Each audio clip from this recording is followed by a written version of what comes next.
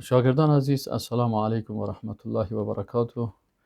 انشاءالله ما شما کتاب 200 کلید اعتقادی را شروع میکنیم و شما میفهمین که این کتاب 200 کلید اعتقادی که است به حساب فهم جوانای عزیز بسیار خوب است. شما جوانای عزیز میتونین که از این کتاب استفاده کنین.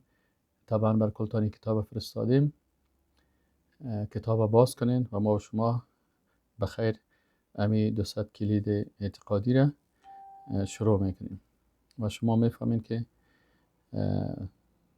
این 200 کلید اعتقادی برای یک انسان جوان ارزش بسیار زیاد داره و معلمین محترم میتونن که در مکاتب و مدارس و در هر جایی که باشه این کتاب تدریس بکنن. و من یرید الله به خیر یفقهه فی الدین، رسول الله صلی الله علیه و میگه کسی که الله بخواه برش او را فقیه در دین میسازه و فقیه بودن در دین همی است که انسان مسلمان اعتقادات درسته. چون امام ابو حنیفه رحمت الله علیه میگه که چی است توحید یا عقیده توحید که است این فقه اکبر است. پس وقتی که امام صاحبی گفته گفته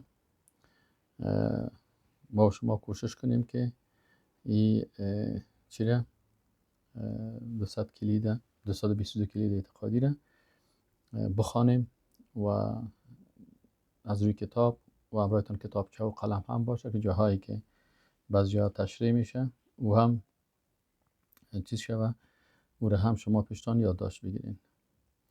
انشاءالله تعالی در هر درس یک کلید خدمت شما دوستای عزیز چی میکنیم تشریح میکنیم. الله متعال همه ما و شما را توفیق بده که این درس را تعقیب بکنیم. و السلام علیکم و رحمت الله و برکاته.